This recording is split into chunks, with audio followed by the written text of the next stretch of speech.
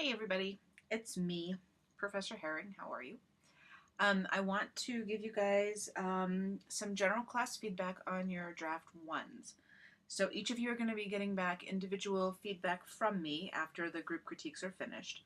But there were quite a number of issues that were common to enough stories that I thought it would be beneficial to kind of go over them and give you a chance to have a document you could refer back to that was more of a generic nature. So this is not unusual. These issues that are coming up in early drafts, I've been teaching 25 years. They always surface. They're very common. So please don't feel badly or that you've somehow failed in any way. Early drafts have one job and one job only. They are the doorway into your next draft. That's it. So this is just one part of a very long writing process. In 15 weeks, we cannot actually quote unquote complete something. What we're doing here is learning how to work with different tools that are available for craft and ways of approaching the most important aspect of the writing process, which is the revision process. Um, so again, this is not about creating a published story. This is about learning how to work with the tools that fiction has available for you. Okay, so revision is not the same thing as editing. A first draft, and generally, at least 3 to 4 after that, are just drafts of discovery. Okay, so a teacher of mine once said, you draft to discover, you revise to craft. So you draft to discover, and then in revision, you craft. So at this point, you're still looking for your story. You're following hunches, you're discovering, rediscovering, and changing things all the time. And all of that is absolutely normal. Stories do not magically and mysteriously appear fully formed in your lap, ready to go. They take work. We have to create our own clay. So, drafting is that clay piece. Sculptors can go to the store and buy that clay and then work to shape it. We have to actually make the clay first. So, the early drafts are generally, kind of holy hot messes, and they're supposed to be that. They're supposed to be uh, basically signposts for yourself as to what questions are important for you to explore. Okay? So all of this is absolutely normal. And revision is the part of the process, another 3 to 4 drafts in general, where you re envision, re see, reconceptualize what you've done after you have a sense of what it is you've actually done. So revision helps you see the gap that is present between what you thought you put on the page and what you actually put on the page. Okay, this is also normal. And editing is the final step. So if you figure an average of 8 to 10 drafts for any given piece of writing, editing, once you finally have the story as you want it, the characters are there, the narrative arc is there, the tension is there, the transformation is there, all the things that make up a dynamic story are there. Then you do a final proofread for grammatical issues. So revision, what we're going to be doing next in the class to turn in later in the semester, is not a final edit. It is a revision, a rethinking, a reconceptualizing of the draft that you've already created. That's the important part of the process that I want you guys to experience. Okay, so most of you are still searching for your story in these drafts. So there were about 30 drafts turned in, and most of them are still in this very beginning space. Again, this is fine. This is absolutely 100% fine. Writing takes time, patience, discipline, commitment. So there aren't any shortcuts to this, no matter what any book or course promises. You can't write the great American novel in 48 hours. It takes time. So let's show up for that, okay? And let's embrace that. Writing is worth the time, and stories matter. They matter fundamentally to our development as human beings. This work is important.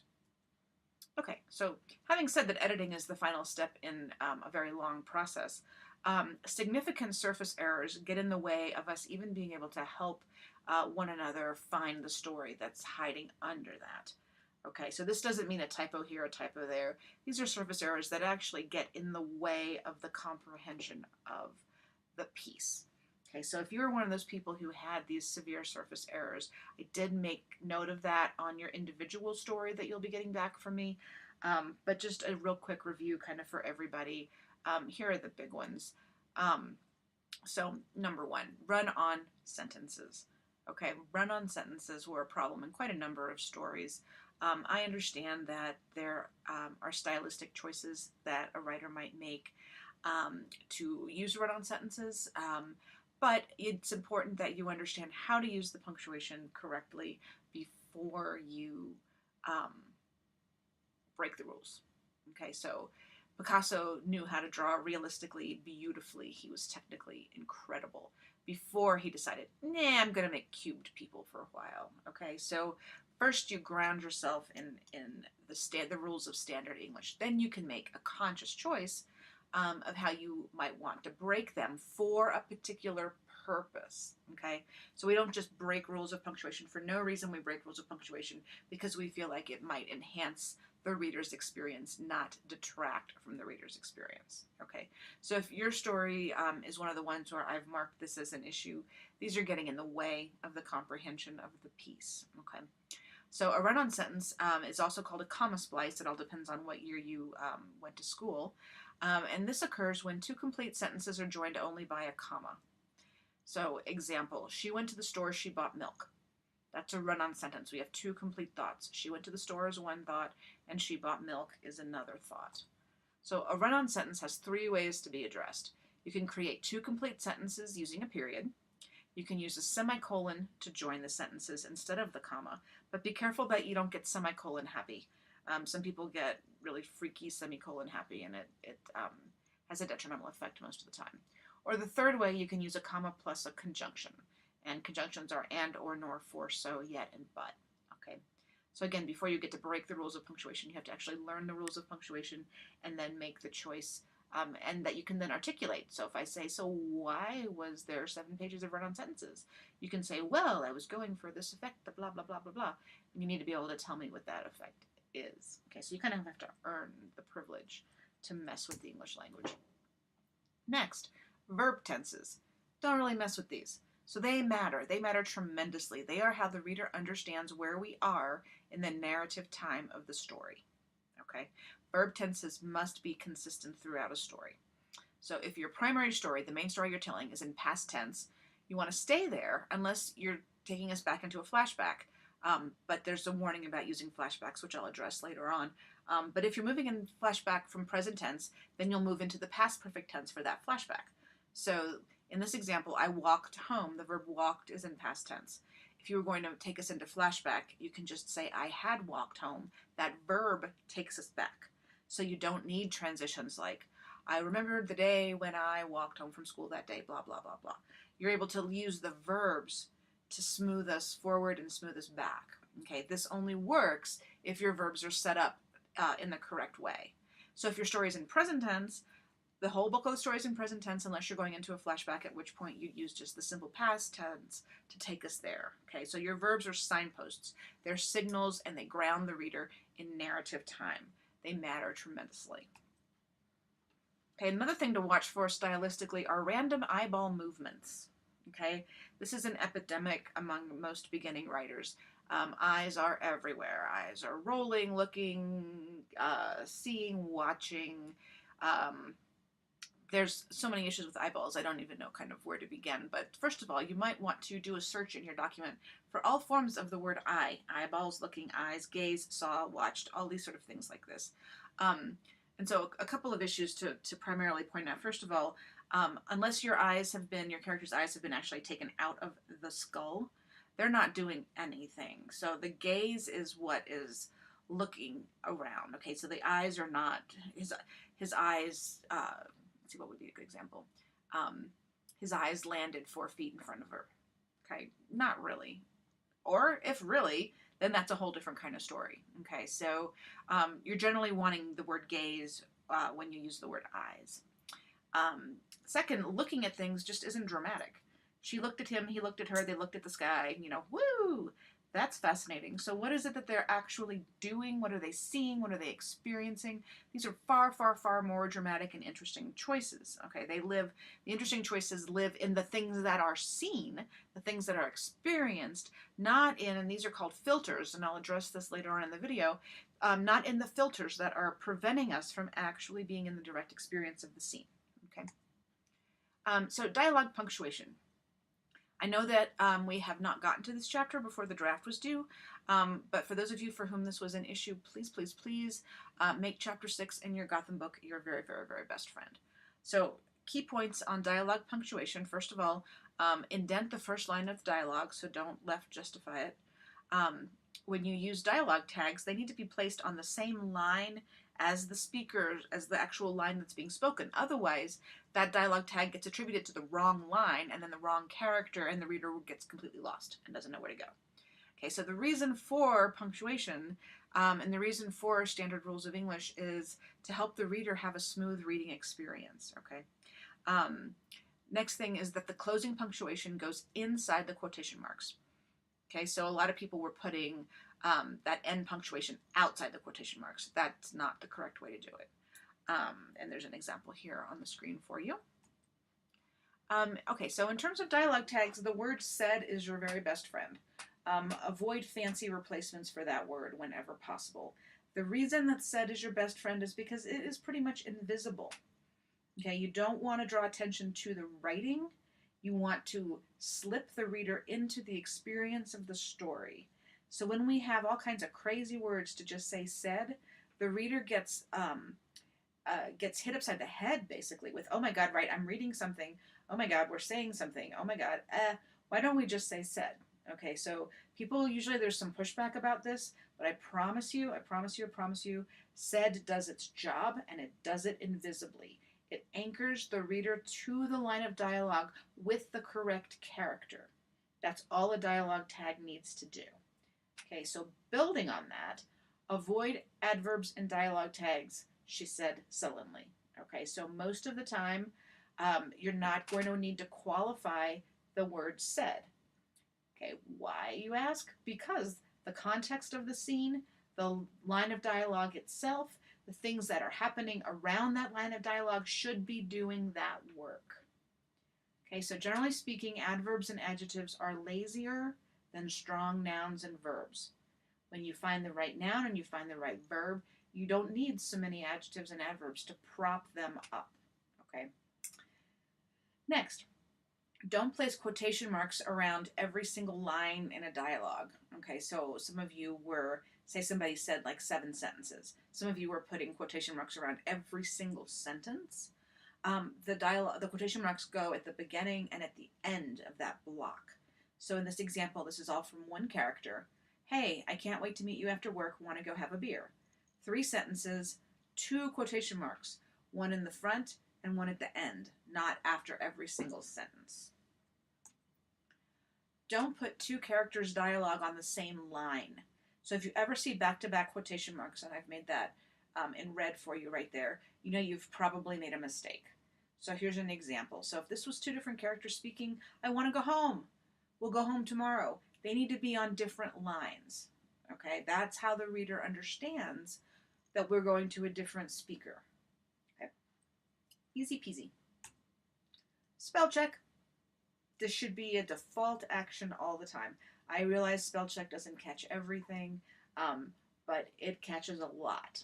Okay, so there's nothing that should be ever turned in that has not been spell checked. Okay, so then larger story-based concerns. And again, this is super duper duper duper normal at this time, but many of you don't have a story at this point. You have an event, a vignette, a character study, or an occurrence. Okay, none of those things make a story, although they're all very valid routes to find the story. Okay, so early drafts are often a whole bunch of pre-writing. We're searching. Okay, normal. So what makes a story? A character desire, that powerful want that the character has. Some kind of danger, something has to be in the way. Okay, there were lots of stories that didn't have any conflict at all. Okay, so if a character just gets what they want, that's not a story. That's pretty cool in your day-to-day life. Ooh, I want $1 million. Ooh, great, I just got $1 million. Okay, yay. But in a story, that's not earned. So the reader's like, well, why did I just pay $25 for that book? Okay, so we need some danger. Danger does not have to involve a gun and a knife. Okay, but there needs to be something in the way of that character's desire. That's how the character is going to move, and that's how the character is going to grow. Also, we need to have conflicts. Okay, that comes out of this danger. And conflicts can be both, and they often are both internal and external. Struggles come out of that. Characters wrestling with what the right thing is to do. This creates tension and then ultimately a character transformation. Okay, so character desire and dilemma. These things are at the heart of story. Character is at the heart, the beating, beating, beating heart of story. So ask yourself, and if you don't know the answer to these questions, find out. Okay, interview this character. Start a journal where you're just dialoguing with this character. Find out, what do they want? What are they willing to do to get it? That will help you understand how important it is. If something a character wants is not important, again, why does the reader care, right? I want $1 million, but it's all right if I don't get it. That's not really a compelling enough desire to fuel a story. Who or what is in the way? So these are the obstacles and the antagonists. And again, many, many of you did not have any antagonist or opposing force at all in the piece. And ask yourself then, how is my protagonist transformed at the end of the story? What must he or she give up in order to move forward? Okay, so most stories involve some kind of character shift. Okay. So first off, you want to find that yearning. It must be powerful, it must be urgent, it must be enough to place the protagonist in some sort of peril, and it's internal or external, and it must be worth it to him or her to keep going in spite of the dangers that you're throwing at your characters. Okay, so there's an old writing adage: you must make your characters suffer. Okay, that doesn't mean you have to strap them up to a rack and perform, horrid tortures to them, although maybe that's your story. What it does mean is there needs to be something after something after something after something that's in the way of the character getting what they want, so that the character has to make more choices, which generally lead to more trouble. If that desire is met too early, you've got no tension, no story, and no transformation, and the reader's like, yeah, why do I care? I don't care. You never want the reader to say, why do I care? It's your job to make the reader care, and that occurs through storytelling. So in other words, if I can get what I want, then why bother trying to get it? If it's too easy to get, I'm reaching across my desk for my Diet Coke. I got it. Ooh, that was worth it. Okay, so yay, I got that need met, but it's not worthy of asking someone to spend $25 for a story. Okay. So there's also this kind of famous story used in a lot of creative writing books about the best day ever. Okay, so your super best day ever. You go on a date to a park, and it's with the love of your life, and you have this amazing picnic, and he or she proposes to you, and you're all, oh my God, this is the best thing ever, and everything is great, and you get married, and you have 2.5 children, and you're all very close. You have 2 dogs and 2 cats and 2 guppies, and you grow old together. Nobody gets sick. Nobody loses a job. There's never any arguments. And then you both die at the exact same moment in each other's arms when you're both 96 years old. Okay, so that might be an interesting life to the person living the life, but it is not a good story. It's not one you're going to tell the grandkids, right? So, but if on that picnic where your beloved was going to propose to you, there was torrential rain, the ring washed out into the pond, a migrating duck came and took the ring and floated, took it to Florida, right? So one thing happening after another, the car was in neutral, it rolled down the hill into a mud bank. One thing after another went wrong. When you got a lot of things going wrong for your protagonist, you're starting to sniff around at a story. So out of this character yearning comes plot. Plot is simply the dramatization of the moments that this character goes through on the journey to get that need met, to get that desire met. So until you understand your character's desire, you're going to have a really super hard time creating a plot that has meaning and relevance. And this brings me to plot. So plot is not everything that ever happened to a character. Okay, plot must have significance and relevance, all right, to the story itself, which is connected to that character's yearning. Okay, so we're always going back to character.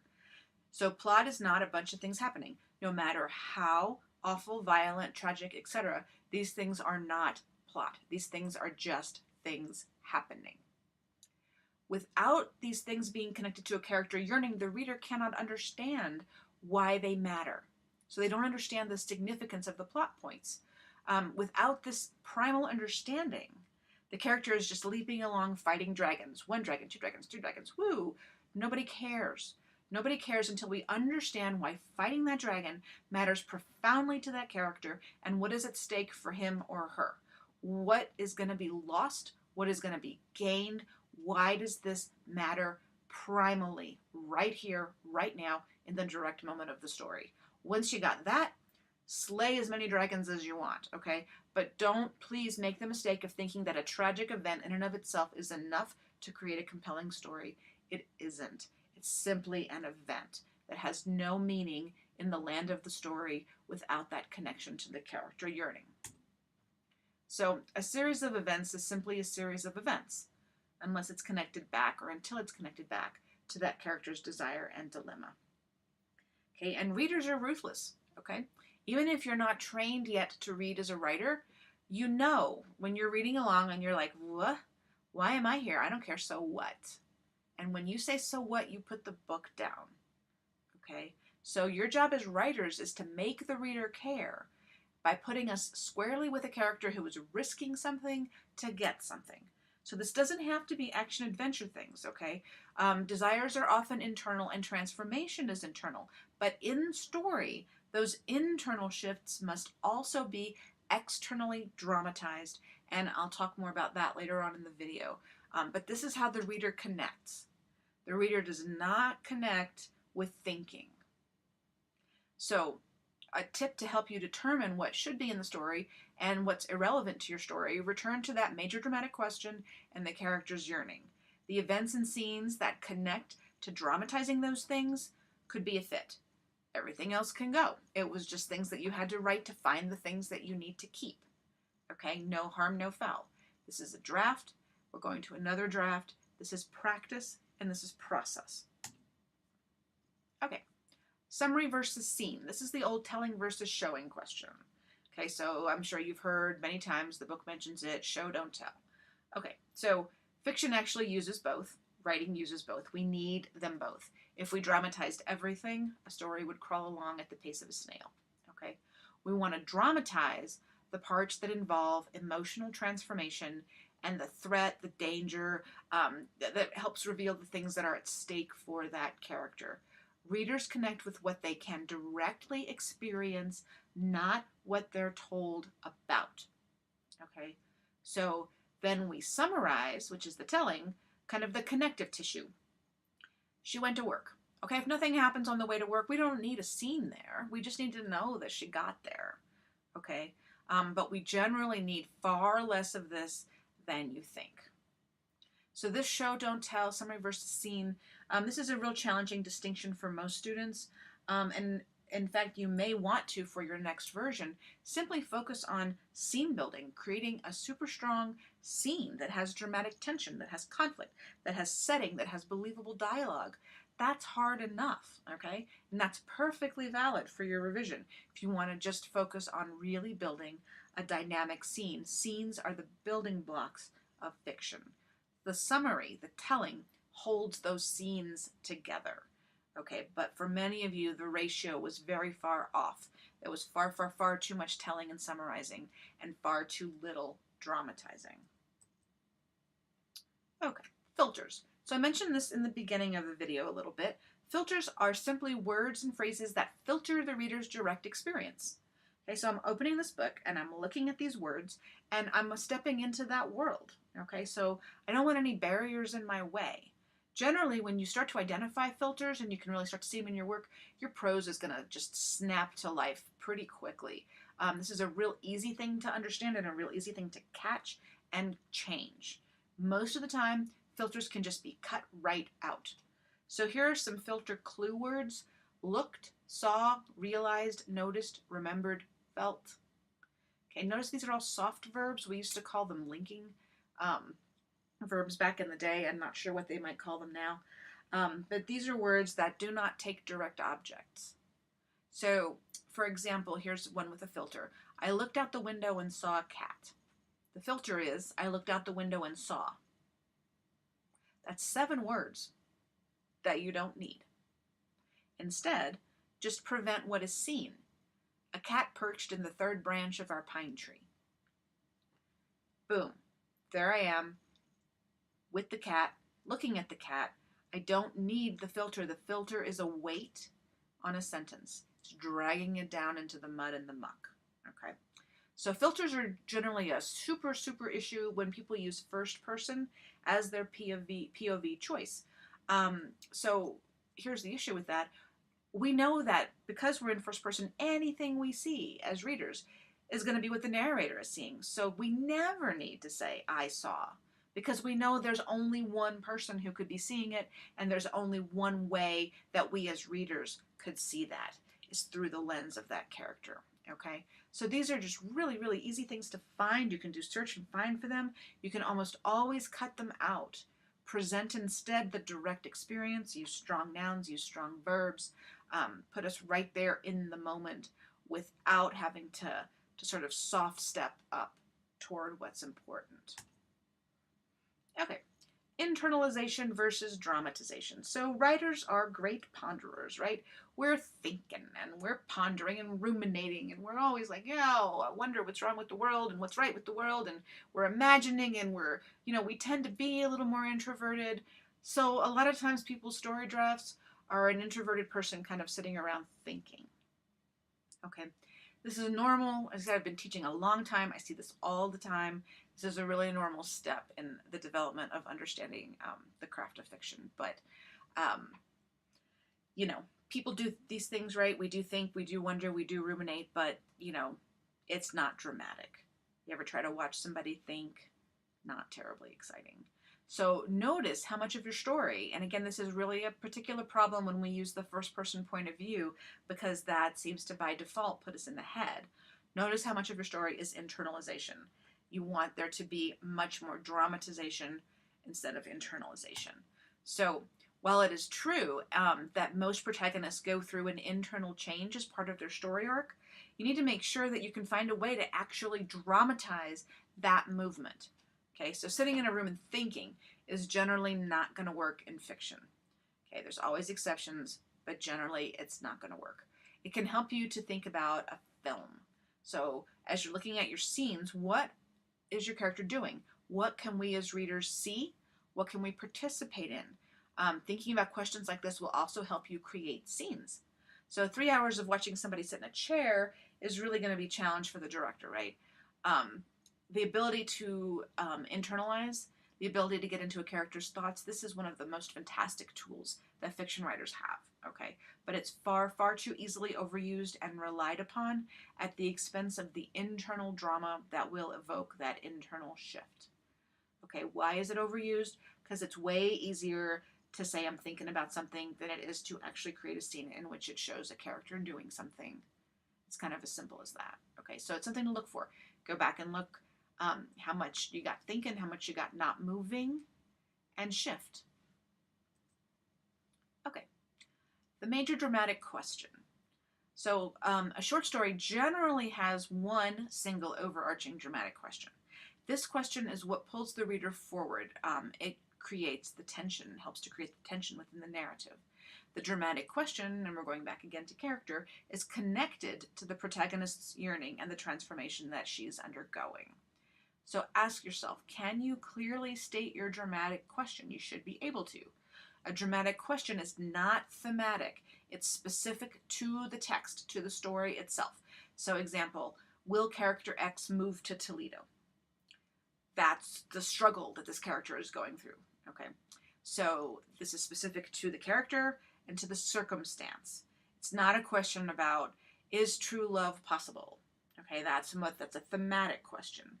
Dramatic question is story specific, and it derives its heart from the protagonist's yearning.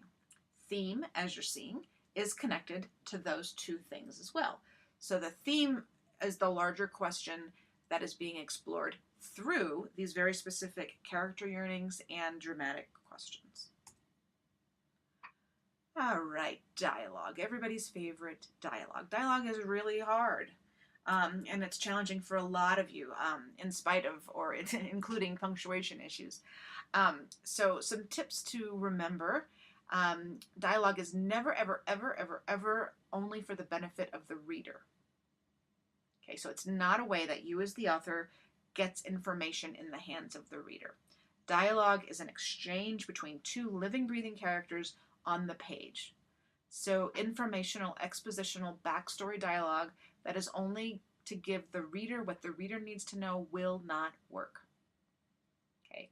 Dialogue is an exchange between characters who have history, desires, motivations, and reasons for interacting with each other that have occurred prior to the moment you're dramatizing. Okay?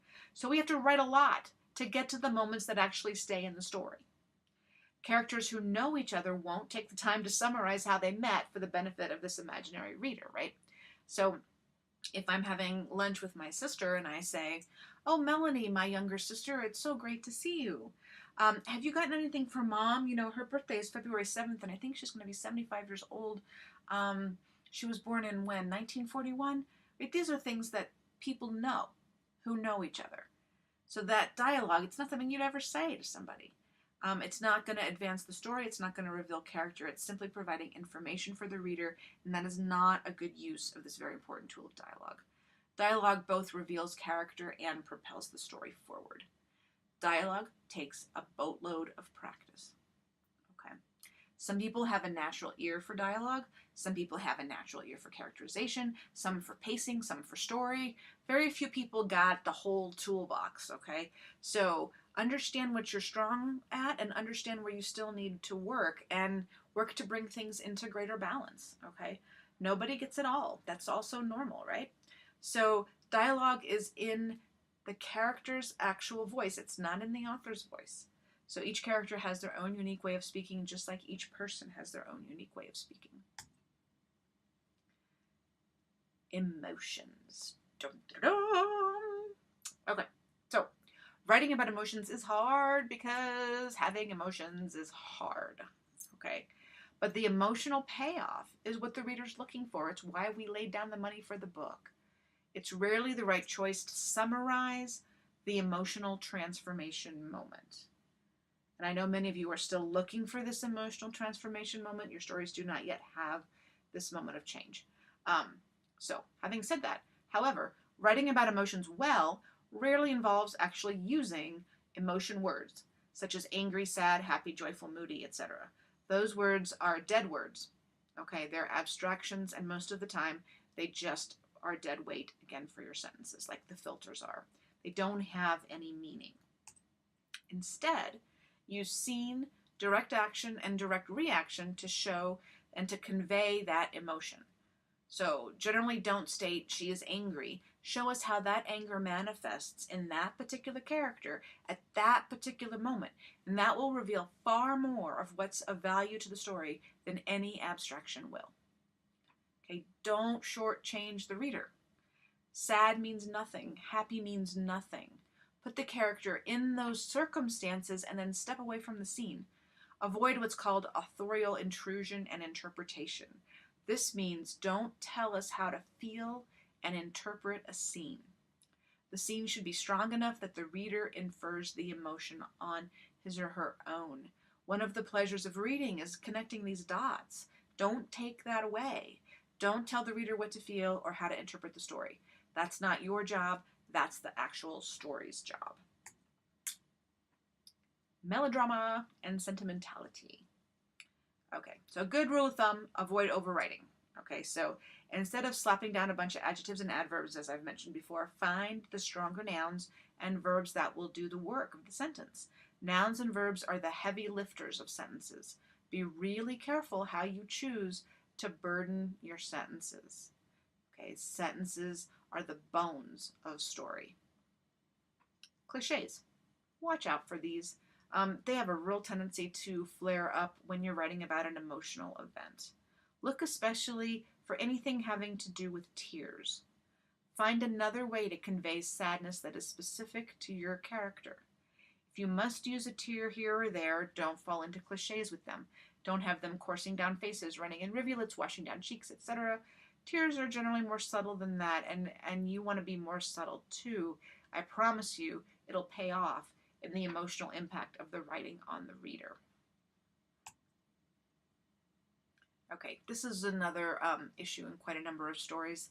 Active versus passive characters. So a lot of you right now have a protagonist who is passive.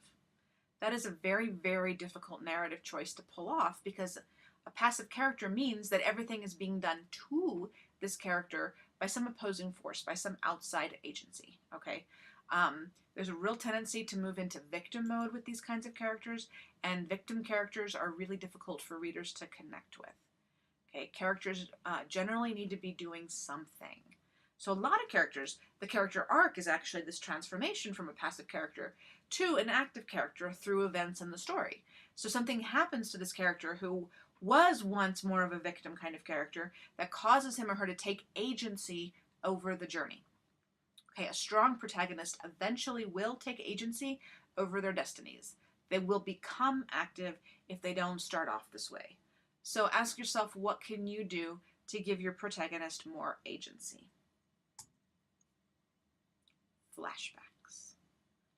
Careful, careful, careful. Okay, so here's why.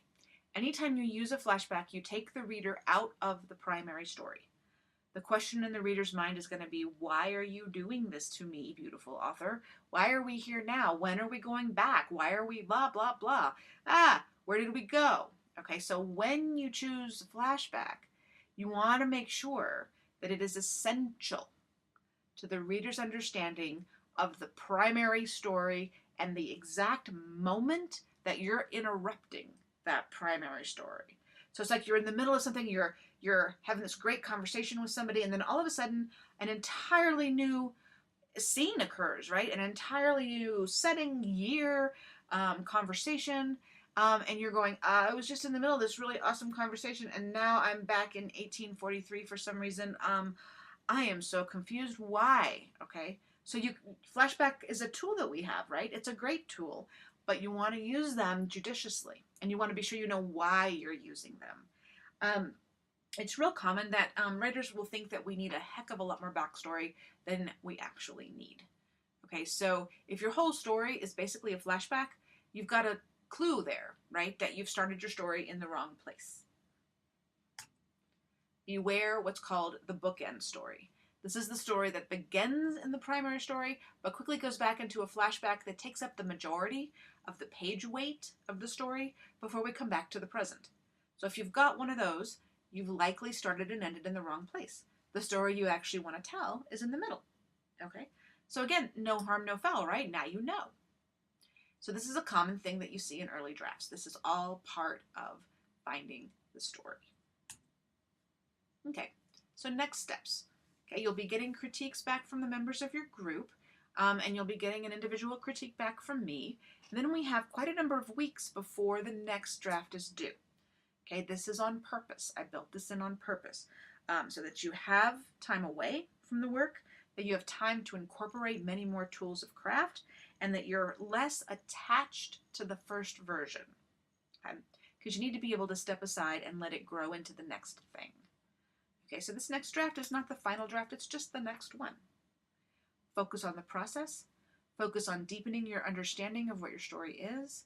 You might want to focus on only a single scene and really practice the tools of scene building. Explore all these tools of craft to help you improve your writing.